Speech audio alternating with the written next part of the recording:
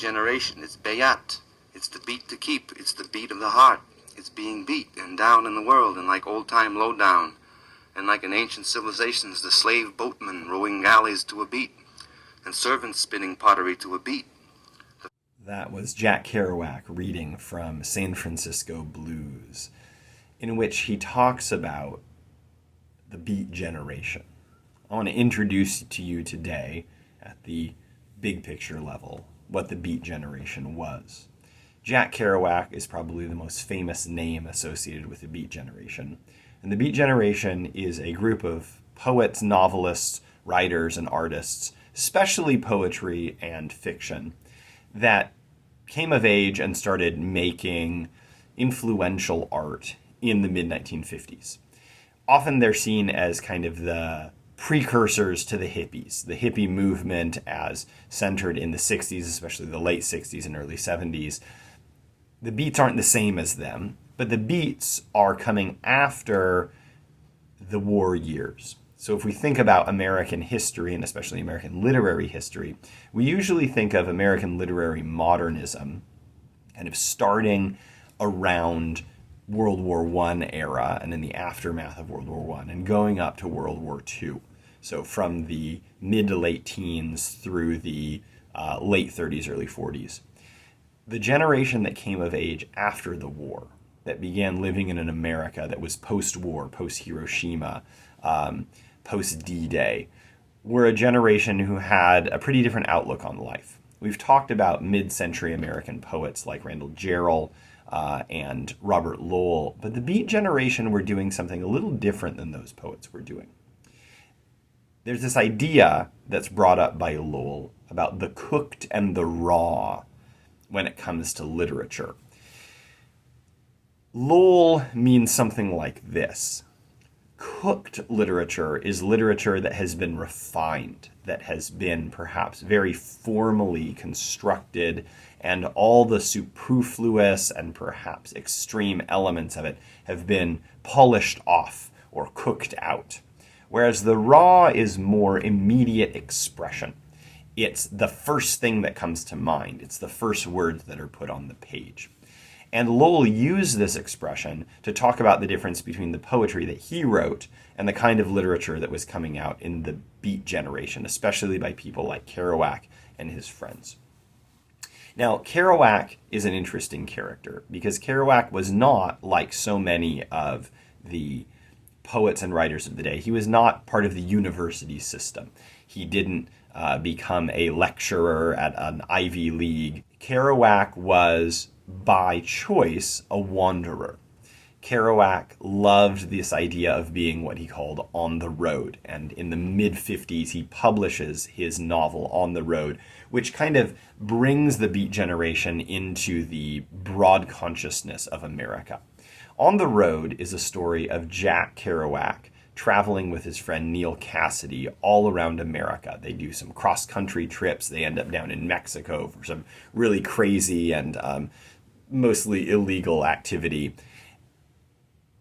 And the tenor of the whole book is one of youthful fun, dedicated philosophical vagabondism, and a desire to move beyond those philosophies and those ways of living that were seen as conventional, traditional, and safe in the mid-20th century.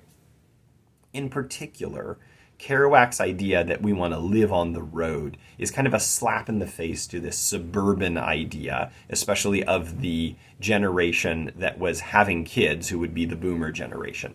You know, come back from war, get a good job, get married, settle down, have a, nice house with a white picket fence and several kids, kind of the Leave It to Beaver. Jack Kerouac looked at that and said, I want none of it. Also, conventional Protestant American Christianity was not particularly interesting to the beats. Jack Kerouac did think about and enjoy reading texts and ideas from the Christian tradition, but he was much more interested in people like St. John of the Cross or St. Francis of Assisi than he was in the more conventional Protestant American Christianity that most of America was embracing at this point. Kerouac was also interested in new forms of creativity. One of the things that Kerouac writes about doing, and he certainly did as he composed On the Road, was he would tape long sheets of paper together.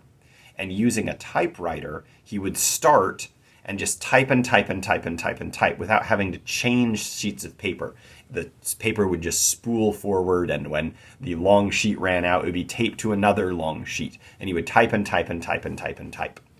And this idea of just getting everything out that's in you, not stopping, was something that was key to the aesthetic effect that Kerouac wanted to make. And one of the things that Kerouac talks about in his advice on writing and in his reflections on writing on the road was that if you're going to do this, it's really helpful to have some sort of stimulant. Now, Kerouac and his friends got a reputation for taking illegal drugs.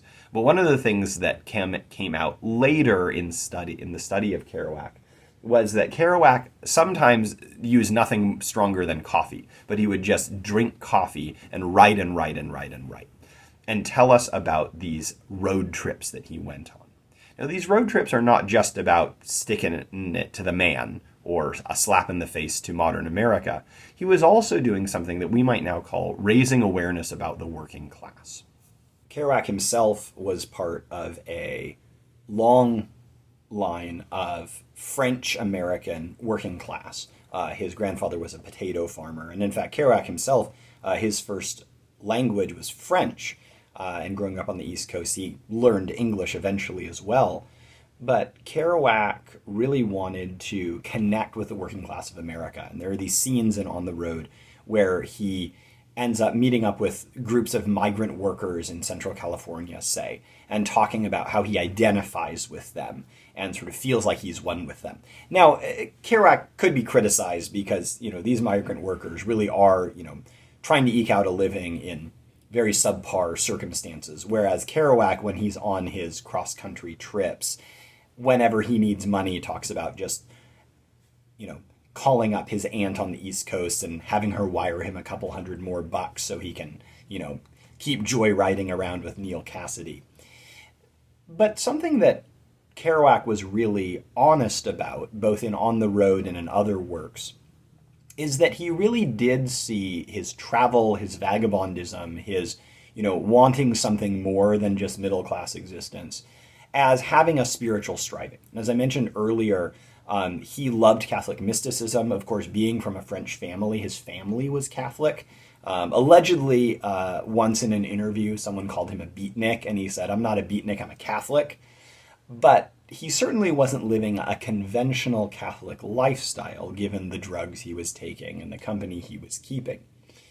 But Kerouac was able to put into words, I think, this place where maybe kind of like teenage or youth rebellion met spiritual striving. Let's look at this quotation that is often talked about from On the Road as sort of a final picture of his attitude toward life.